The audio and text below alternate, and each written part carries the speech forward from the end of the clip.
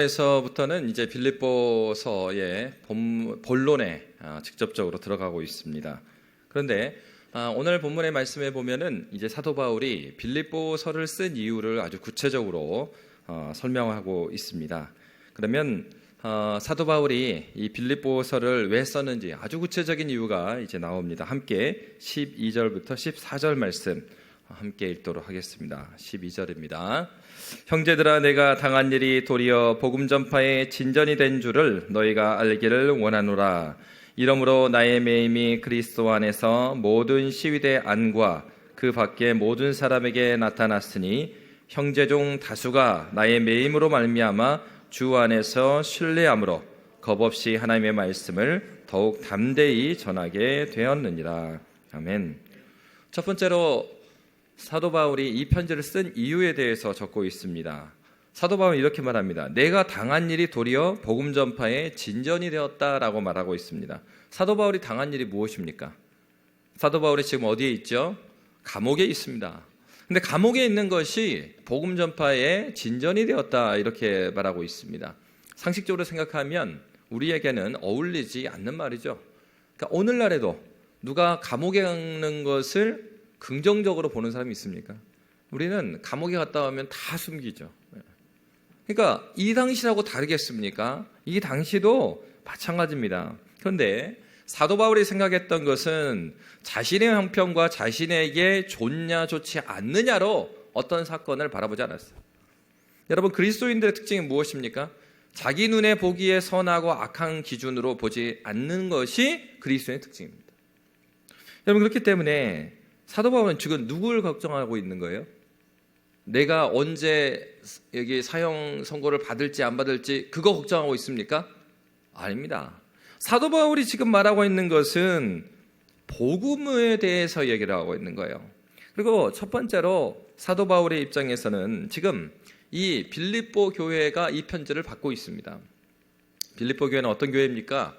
굉장히 예수를 믿는 것으로 하면 사실 우리 광주 양림교회보다 훨씬 어린아이와 같은, 그러니까 예수 믿은 지가 얼마 안 됐단 말이에요. 사실 예수 믿은 지가 얼마 안 됐어요.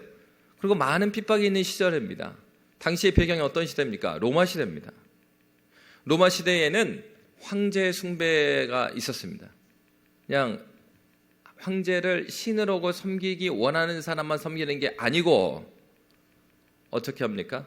법적으로 제도적으로 황제를 신으로 섬기도록 강요를 했단 말이에요.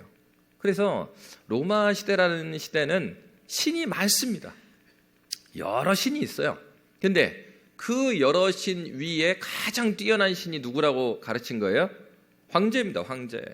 그래서요, 이 로마 시대의 황제를 향하여서 주님 이렇게 불렀습니다. 그래서 여러분, 당시에 주는 그리스도시요 살아계신 하나님의 아들입니다 해서 주, 그 주라는 얘기는 다른 신에다가 쓰면 안 되는 겁니다.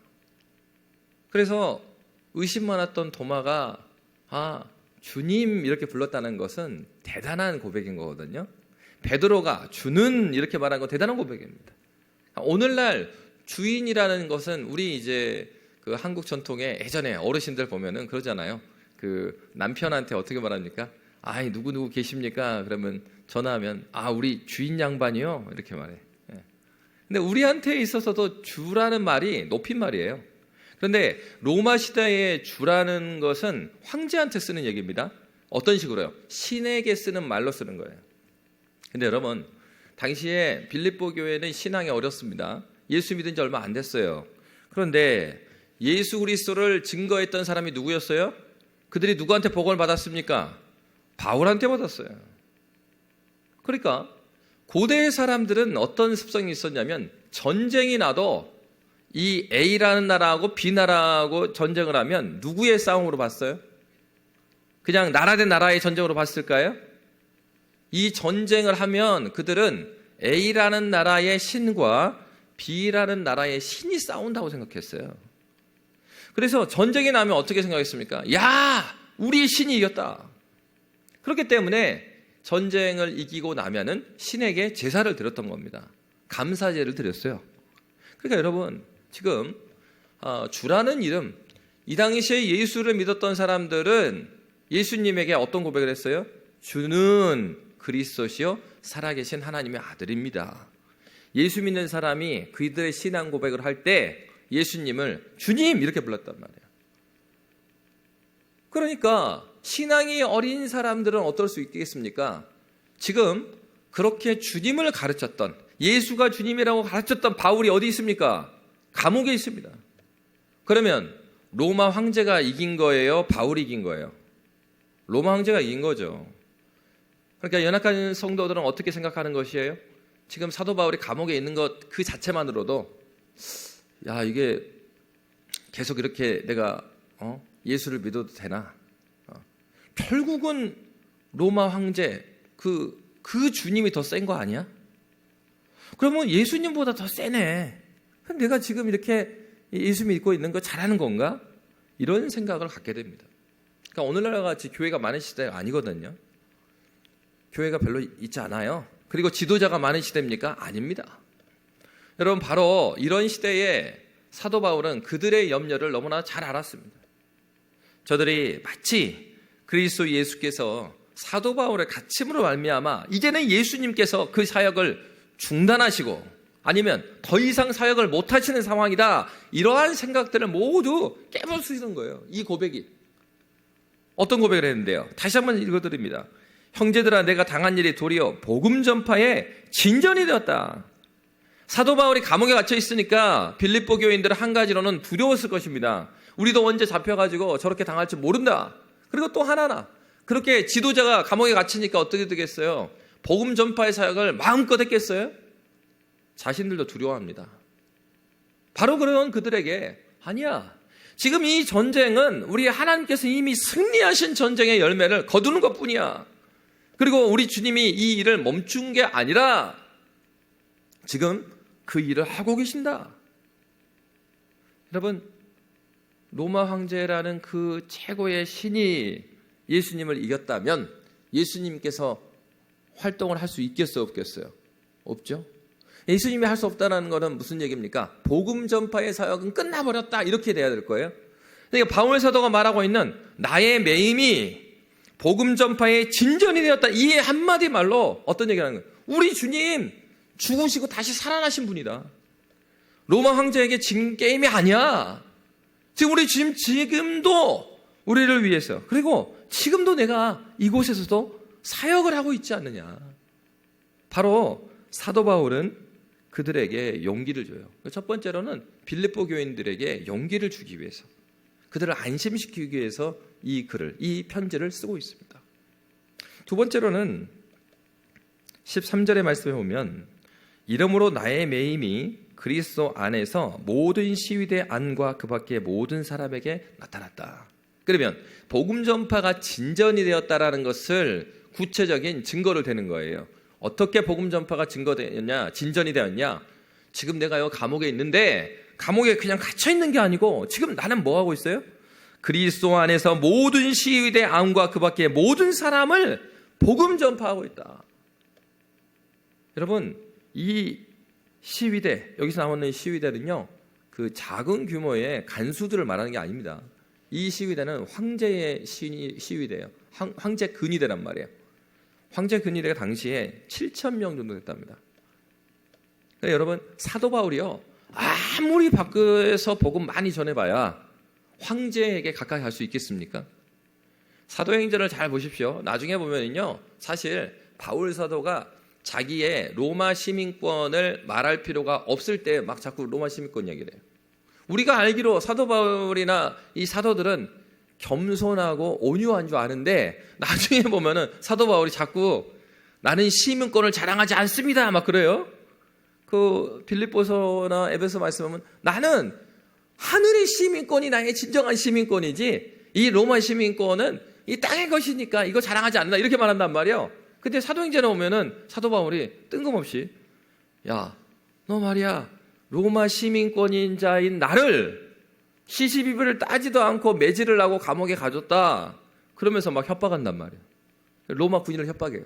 그러니까 당시에는 로마 시민권자들에게 어떤 권리가 있었냐면 백부장이든 천부장이든 간에 정말로 잘못한 것에 명백한 증거가 없이 구류를 하거나 그리고 때리면요, 그 군인이라든가 그 공권력자들은 다 처벌을 받게 되어 있습니다.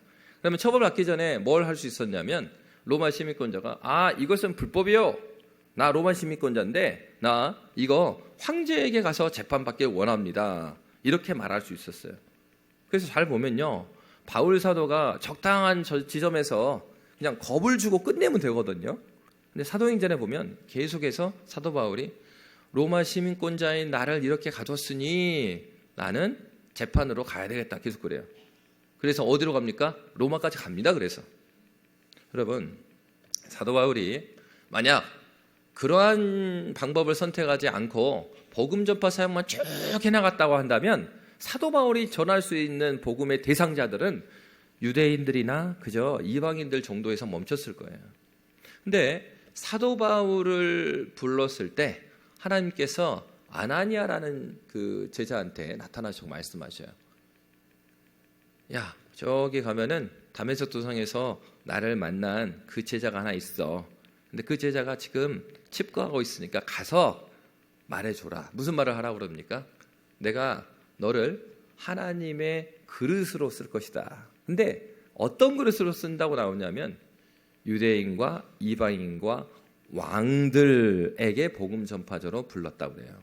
그래서요, 사도 바울에 보면 사도행전에 보면 사도 바울이 첫 번째로 사도 바울의 전도 여행에 가면 그 어떤 성을 가도 첫 번째로 누구한테 갔을까요? 유대인에게 먼저 갑니다. 우리 이제 사도 바울 하면 이방인의 전도자 이렇게 알고 있으니까 바로 이방인들한테 복음 전했을 것 같아요. 아닙니다. 유대인들의 처소인 회당에 가서 복음 전해. 그리고 나서 유대인들이 복음을 받지 않으면 어디로 가냐면 시장으로 갑니다. 그래서 이방인들에게 복음을 전해요. 그렇게 하다가 구류를 당했던 거예요. 그랬을 때 사도 바울은 어떻게 생각한 거예요? 하나님이 나를 부르셨을 때 했던 말씀, 하나님의 그 일에 쓰기에 합당한 그릇으로 나를 쓴다고 그랬는데 누구한테 보낸다고 그랬어요? 유대인에게도 이방인한테 복음 전했는데 아직 복음 전하지 못한 사람들이 누굽니까? 왕입니다.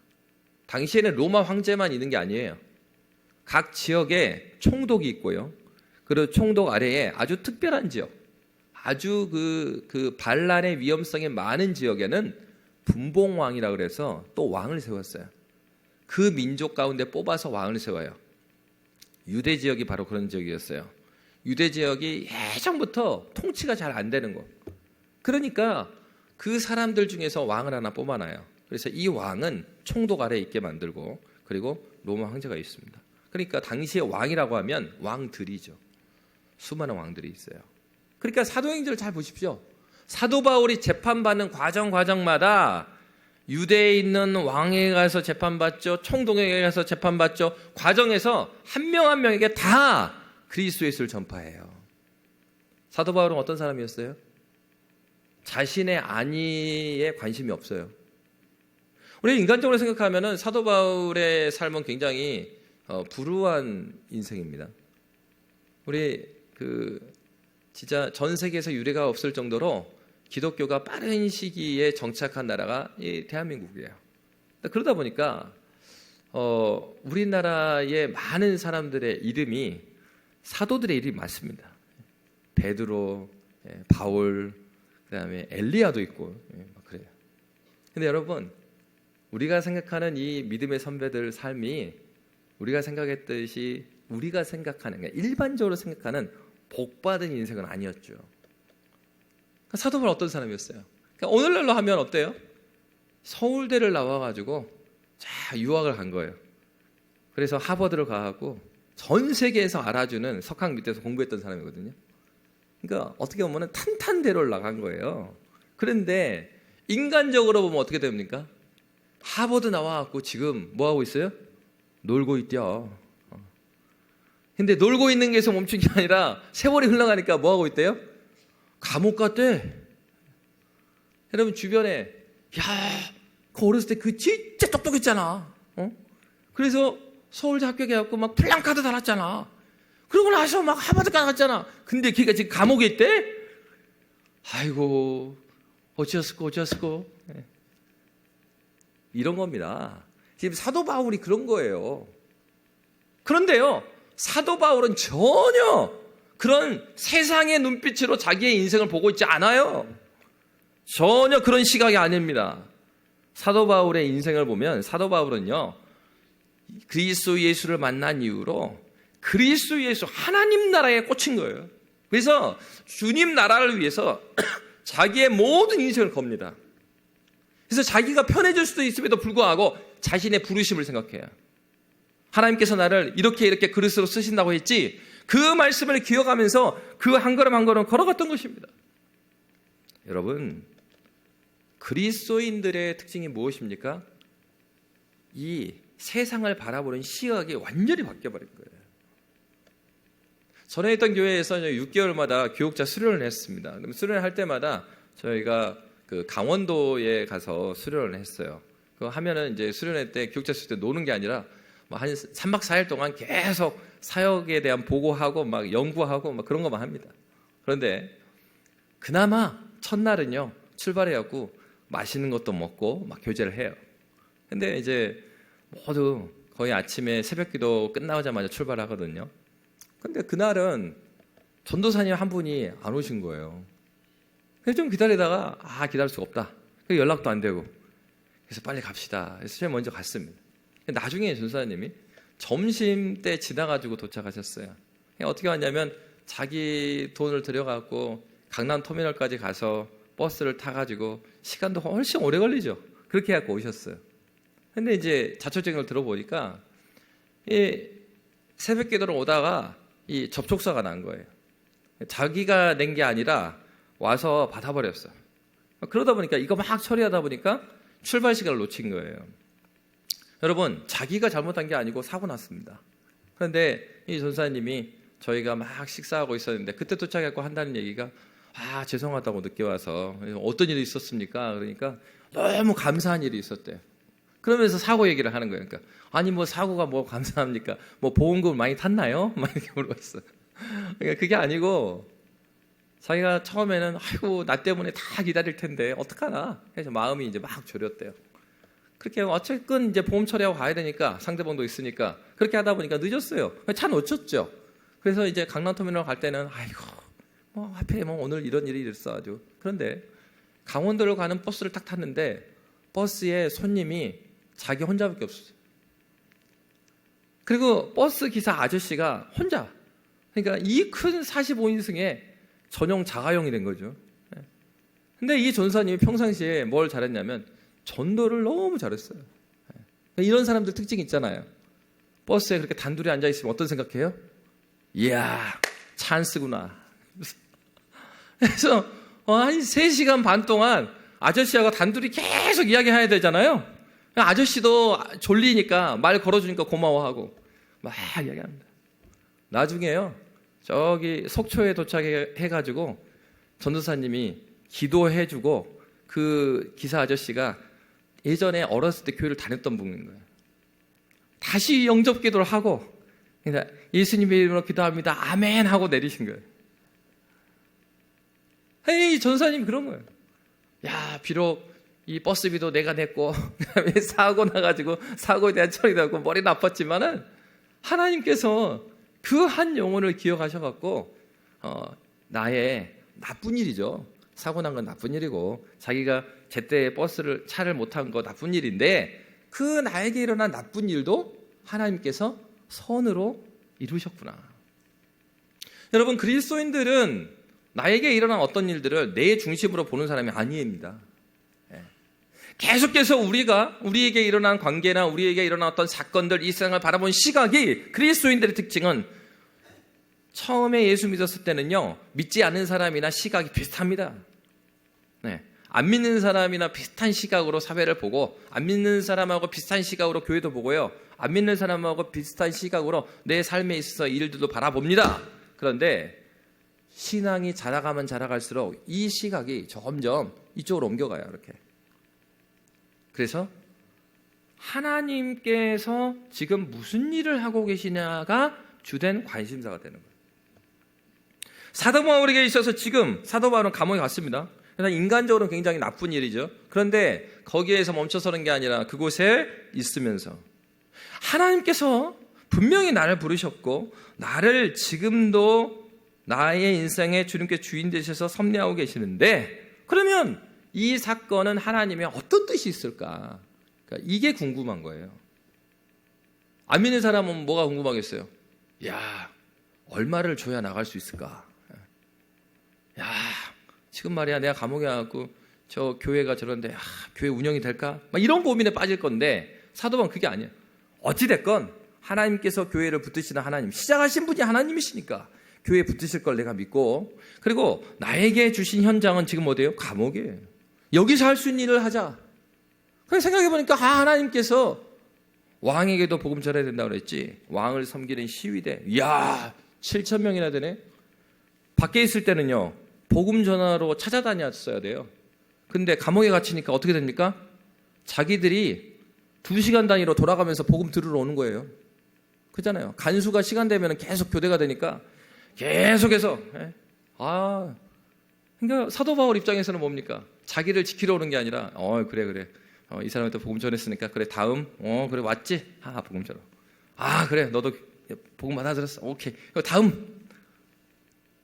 여러분, 주님께서 지금 나에게 어떤 일을 하고 계시는가? 여러분, 우리가 이제 복 받기 원합니다. 세상의 사람 중에서 복을 받기 원하지 않은 사람이 어디 있겠어요? 근데 우리 여러분, 복의 개념을 우리가 잘 생각해야 됩니다. 복은 세상 사람들이 생각하듯이 내가 원하는 것이 잘 되는 것이 복이 아니에요. 성경에서 말하는 복은 무엇입니까? 복의 근원 강림하사. 복의 근원이 누구예요? 예수님이죠. 그러면 진정한 복은 무엇이냐면 바로 예수의 뜻이 이루어지는 것이 복이에요. 그러니까 그리스도인들은요, 나에게 나쁜 일이 일어났어요. 그때도 어떤 생각해야 되겠어요? 주님, 저 복 받기 원합니다. 어떤 복이요? 주님, 나에게 나쁜 일까지도 이 일이 주님의 영광을 위해서 그리스도 예수를 위하여서 사용되어지기를 원합니다. 내가 그렇게 쓰임 받는다면, 나에게 있어서 이 나쁜 일도 주님께 쓰임 받을 수 있다면 그것이 나에게 영광입니다. 여러분, 그래서 자녀들을 걱정하실 때 이거 못하고 저거 못하고 그런 거를 자꾸 보지 마세요. 저는 사실상 키가 크지 않습니다, 여러분. 제가 왜 키가 커 보이냐면 앉은 키가 커요. 그래서 화면에 보면은 되게 커 보여요. 근데 다리가 굉장히 짧습니다. 청년부 때 청년부 MT를 갔어요. 근데 거기에 이 나무로 된 이렇게 미는 그네 있잖아요. 여러 명 앉을 수 있는 그 그네가 있었습니다. 제가 앉아 있었어요. 근데 자매들 서너 명이 와서 줄줄이 오빠 같이 타 하고 옆에 앉았습니다. 그래서 이 그네를 막 밀고 있는데 다리를 이제 쫙 펴니다. 그런 순간 한번 쉬잉 간 다음에 제가 조용히 일어났어요. 이 자매들이 저보다 다리가 길더라고요. 그래, 알았습니다. 내가 상체가 길구나. 근데 여러분, 키가 크진 않는데 전 너무 감사합니다. 그래도 키 큰 아버지를 주셔서 최소한 허리부터 머리까지는 아버지를 닮았어요. 그래서 사람들이 착각합니다. 조 목사가 키가 크다고 착각을 해요. 얼마나 감사합니까? 키가 크든 작든 그게 문제가 아니고요. 중요한 건 내가 어떤 키를 주셨든지 어떤 경제력을 주셨든지 어떤 자리를 주셨든지 그 자리를 주신 그곳으로 하나님 앞에 내가 쓰임 받고 있느냐 없느냐가 중요한 거죠. 아니, 건강하고 키 크면 뭐합니까? 하나님 나라와 관계가 없다면 아무 소용이 없어요. 내가 하나님 앞에 어느 자리에 있든지 하나님 앞에 쓰임 받고 있고 하나님의 뜻이 이루어지는데 내가 그 자리에 있다면 그것이 지금 하나님의 크신 복을 받은 상태인 겁니다. 그렇습니다. 사도 바울의 시각은 전혀 달라져 있어요. 여러분, 역사적으로 보면은 한 선교사님이 있었습니다. 짐 엘리엇이라는 선교사님이 있어요. 그가 복음을 전하기 위해서 그의 친구들 5명과 함께 미국에 살던 그가 그 남미로 갔습니다. 남미로 에콰도르에 가서 와오라니 부족이라는 사람들한테 갔어요. 비행기에서 내려가지고요. 내리자마자 다 죽임당했습니다. 그 친구들 굉장히 석학이었어요. 굉장히 전도 유망한 자들이었습니다. 그런데 그들이 복음을 받아들이고 정말 뜨거운 마음으로 선교지로 갔는데 복음을 한마디도 못 전하고 가자마자 죽임을 당했어요. 미국의 타임지 일면에 이런 제목이 나왔어요. 이 무슨 낭비인가? 여러분, 세상이 바라볼 때에 그 죽음, 이것은 낭비다라고 세상의 시각은 이렇게 봤단 말이에요. 그런데 나중에 짐 엘리엇의 일기장, 그의 아내가 이 짐 엘리엇의 짐을 꾸리면서 일기장을 봤습니다. 일기장에 이런 말이 있었어요. 영원한 것을 위해 영원하지 않는 것을 버리는 자는 결코 어리석은 자가 아니다. 영원한 하나님 나라를 위하여서 우리의 삶이 유한하죠. 우리의 삶에 유한한 것을, 영원한 것을 위해서 던질 수 있는 사람은 결코 어리석은 자가 아니다. 뉴욕타임즈는 얼마나 낭비인가라고 말했습니다. 그러나 짐 엘리엇은 그렇게 생각하지 않았어요. 그럼 여러분, 복음 사역이 여기서 끝났겠습니까?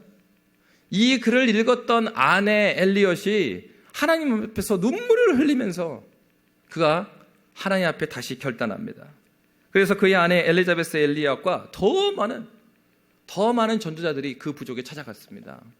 그래서 나중에 그 부족이 전체가 세례를 받고 주님께 돌아오는 역사를 하나님께 이루셨어요. 남편을 잃었습니다. 원수죠.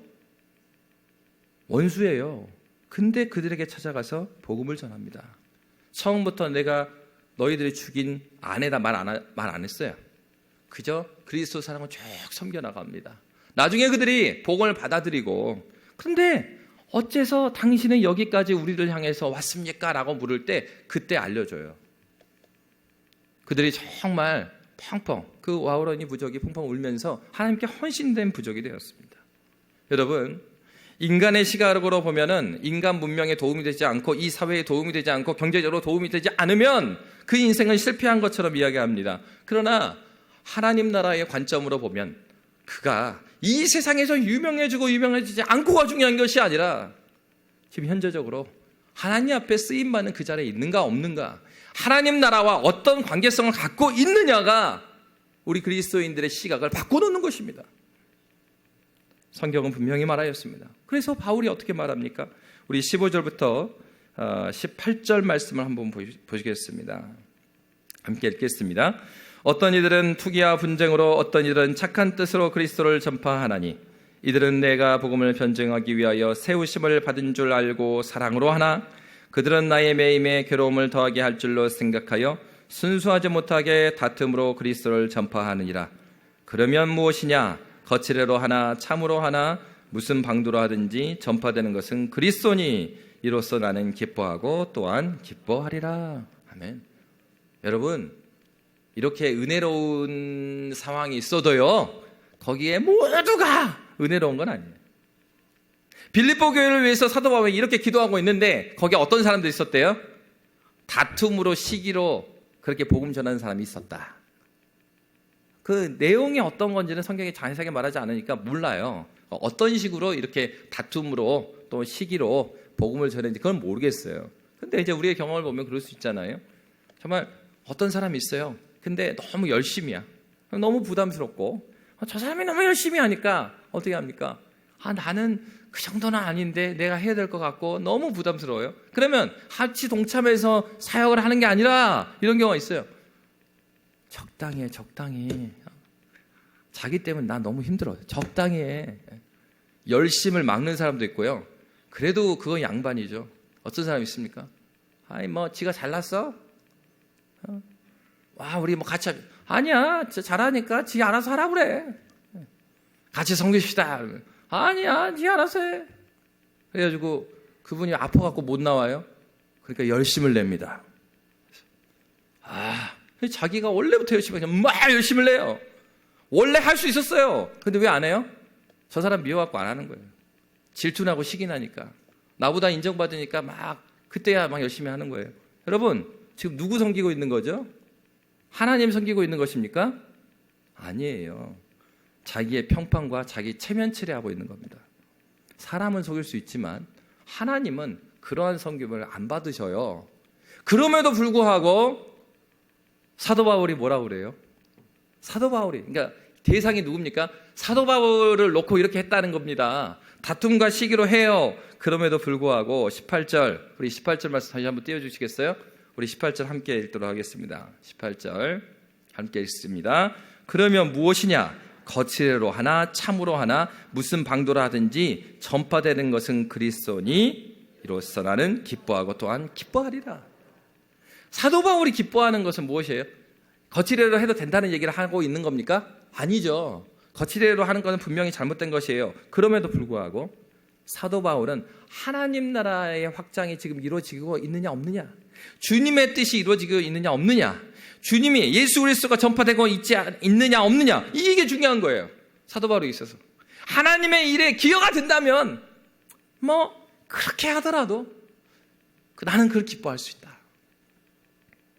여러분, 여기에서 보면은 투기와 분쟁이라는 단어가요, 에피데이아라는 단어를 썼어요. 이거는 이기적인 욕망이라는 단어입니다.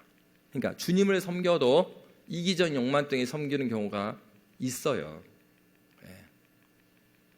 진짜 순수하게 주님을 섬기는 사람이 있는가 하면 교회 안에서 자기의 이런 말이 좀 이상한지 모르겠는데 뭐 그런 말을 하잖아요. 뭐 라인을 잘 타야 된다. 교회에서는 무슨 라인밖에 없어요? 예수 라인밖에 없어요. 고린도 교회에도 그런 경우 있어요. 나는 베드로파다. 나는 예수파다. 막 그런 사람은 그게 어디 있습니까? 그런데 우리 자신을 봐도 우리가 처음부터 끝까지 순수하진 않아요. 그렇죠? 내 자신을 봐도 그렇지 않아요. 때로는 저도 예수 만나기 전까지 어떻게 신앙생활을 했습니까? 20년을 신앙생활했거든요. 저희 20살 잡고 예수 만났어요. 사실 그 20년의 신앙생활은 많은 경우가 저는 아버지 체면을 위해서 신앙생활을 해줬습니다. 시골이었기 때문에 동네에서도 착하게 살았어요. 제가. 안 믿기시죠? 근데 착하게 살았습니다. 근데 왜 착하게 살았냐면 진짜 예수를 사랑해서 그런 건 아니고 제가 기억도 안 나는 일이 있어요. 나중에 커갖고 권사님이 이야기를 해줘요. 그래, 교회 시제가 말이요, 저 다리 앞에서 애들하고 싸우고 있었거든. 그때 싸우고 있었는데 저 시제가 돌멩이를 들어가고 쳐보려고 그러더라고. 그래가지고 그때 이제 봤던 권사님이, 야, 너 교회 시제가 그러면 되겠냐? 그러니까 이 돌멩이를 내려놓더래요. 그 꼬마가. 전 기억도 안 납니다. 그런데 진짜 예수 사랑해서 제가 착하게 살아요? 아닌 거예요. 그거 조그만 애기도요, 아버지 체면이 뭔 줄 알아요. 여러분, 교회 안에 우리 아이들이요, 이렇게 신앙생활 할 수 있습니다. 여름 사역이 몇 주 후에 이어지잖아요. 수련회가 있고 성경학교 위해서 특별히 기도하셔야 됩니다. 왜냐면요, 체면으로 신앙생활하는 사람들은 자기가 더 이상 체면을 지킬 필요가 없을 때 예수 버립니다. 주님을 만나야 돼요. 예수 그리스도를 만나야 아버지 체면이나 집안 체면 때문에 신앙생활하는 게 아니라 정말로 설사 부모님이 신앙생활을 좀 안 하더라도 아버지 나랑 이렇게 신앙생활 할 수 없습니다.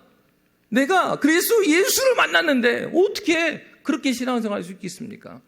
저는 예수 사랑 때문에 그렇게 할 수 없습니다. 여러분, 주님을 만난 사람은 이러한 변화가 있는 것이죠. 나의 잘되고 못됨이 기쁨의 기준이 되지 않습니다. 사도 바울에게 해를 미치는 그들에게도 그는 기뻐할 수 있었습니다. 무슨 방도로 하든지 전파되는 것은 그리스도니. 여러분, 우리의 삶에 전파되는 것이 무엇입니까? 우리의 명성이 전파되고 있습니까? 누가복음의 말씀에 보면 탕자의 비유가 나옵니다. 어찌 보면 우리는 탕자가 아니라 그 잔치에 참여하는 것을 굉장히 거북하게 생각했던 탕자의 형, 큰아들일 수 있어요. 큰아들은 한 번도 집을 떠난 적이 없습니다. 그리고 그날도 둘째가 오고 잔치가 있는 그날도 성경에 보니까 밭에 있다가 돌아와 이렇게 말하고 있어요. 얼마나 성실합니까? 아버지 떠난 적이 없어요. 진짜 큰아들 같은 사람이에요. 묵묵하게 그 자를 지켰던 사람이에요. 그러나 그 자를 지켰지만 아버지의 마음을 헤아리지 못했어요. 그래서 둘째 아들을 데리고 잔치하는 아버지에게 항의를 하고 어떻게 이럴 수 있습니까? 저는 잔치에 안 들어갑니다. 이렇게 말했습니다. 여러분, 교회를 오랫동안 섬기는 거 정말로 소중한 일입니다. 신앙생활 잘해온 거 소중한 일입니다. 그러나 이 신앙생활이 우리의 의에서 멈춰 있다고 한다면 그것은 하나님이 기뻐하지 않는 것입니다. 우리의 많은 섬김들과 우리의 예배가 누구를 바라봐야 됩니까? 아버지의 마음에 있어야 합니다. 주님은 지금도 우리가 이 사람 잘못했고 저 사람 잘못했고 그 사람이 돌아오기를 원해요. 둘째 아들을 돌아오길 원하지 둘째 아들을 매질을 하고 그리고 재단하는 것을 원치 않아요.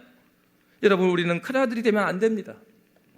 아버지의 마음을 헤아린 자들로 주님 앞에 나아가야 합니다.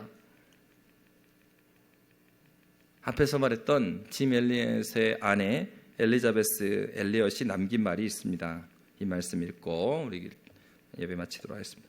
참된 구원의 본질은 고백이나 성과의 문제가 아니라 변화의 문제입니다. 이렇게 말했습니다. 여러분, 변화되고 있으십니까? 세상을 바라보는 시각이 바뀌고 있습니까? 진정으로 복받았다라는 그 의미가 바뀌셨습니까? 주님께서 저와 여러분에게 하나님의 선하신 뜻이 이루어지는 것이 우리의 복임을 깨닫고 그렇게 살아가는 은혜 주시기를 주의 이름으로 축복합니다. 살아계신 하나님 아버지,